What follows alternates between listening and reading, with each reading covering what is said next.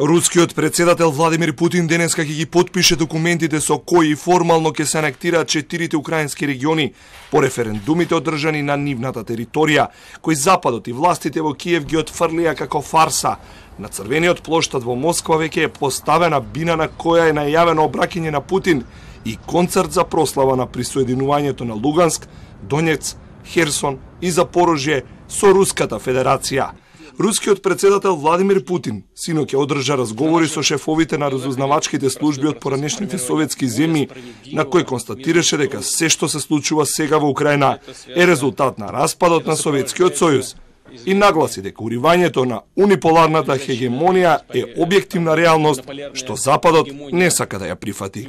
Следуя своим целям, наши геополитические противники, наши оппоненты, как мы совсем еще недавно говорили, готовы подставить под удар всех кого угодно, любую страну, превратить ее в эпицентр кризиса, спровоцировать цветную революцию и развязать кровавую бойню. Все это мы уже не раз видели. Председателот Џо Бајден пак остро го критикуваше рускиот така наречен референдум на украинските територии како бесрамен и транспарентен напор на Русија да анектира делови од соседна Украина.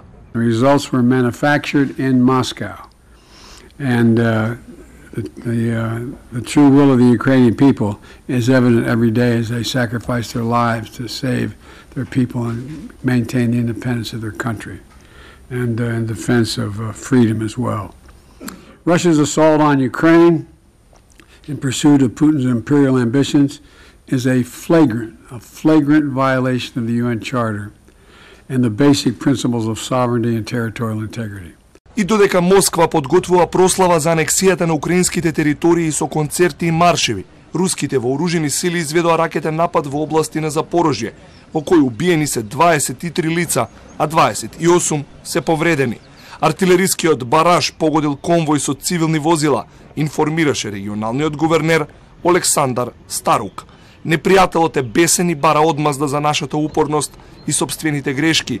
Цинично ги уништува мирните украинци затоа што одамна изгуби се што е човечко, крвожедни ѓубриња.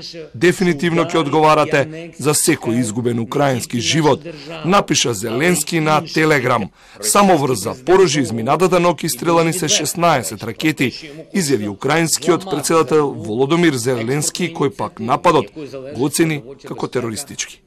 Десятки мільйонів людей.